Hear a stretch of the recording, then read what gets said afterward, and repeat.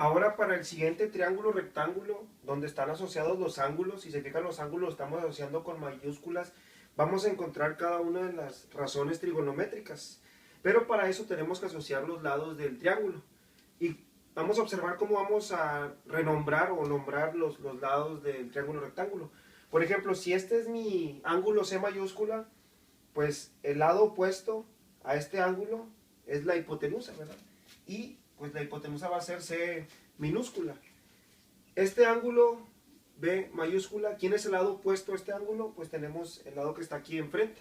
Si este es B mayúscula, pues el lado que está enfrente va a ser B minúscula. Y por último, este es mi ángulo A mayúscula y el lado que está enfrente de ese ángulo pues va a ser mi A minúscula. Y es como podemos empezar a asociar los ángulos con los lados para no tener un pierde. Ahora, tenemos que encontrar cada una de las razones trigonométricas respecto al ángulo con el que estamos jugando aquí y los lados correspondientes. Por ejemplo, seno del ángulo A.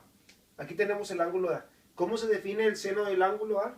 Se define como cateto puesto sobre hipotenusa. Y voy a poner aquí, cateto puesto sobre hipotenusa. ¿Quién es mi cateto puesto a este ángulo? El cateto puesto, cateto es lado, el lado que está enfrente. Y en este caso el lado que está enfrente, ¿quién es? Pues esa. ¿Y tu hipotenusa quién es? Pues mi hipotenusa es ese. Entonces quiere decir que el seno de A va a ser igual a sobre C. Ahora vamos a encontrar el coseno del ángulo A. El coseno del ángulo A se define como cateto adyacente sobre hipotenusa. ¿Quién es mi cateto adyacente al ángulo A? El cateto adyacente es el lado que se encuentra enseguida, ¿verdad? Al lado del ángulo A. No confundirlo con la hipotenusa, porque los dos están pegaditos, ¿verdad? Al ángulo A. En este caso, el adyacente es el lado B. Y la hipotenusa, pues la hipotenusa sigue siendo la misma, ¿no? Que es el lado C. Y por último, piden la tangente de A.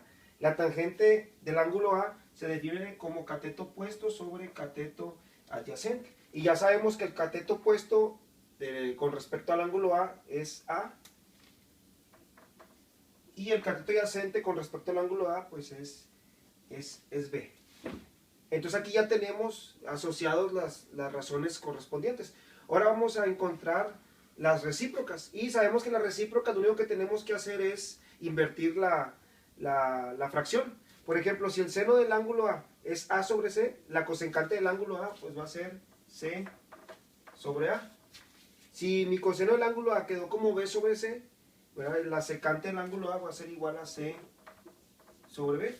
Y si mi tangente del ángulo A es A sobre B, la cotangente de A va a ser igual a B sobre A. Por ser recíproco. Entonces aquí ya jugamos, ¿verdad? Con un ángulo correspondiente, encontrando las razones trigonométricas.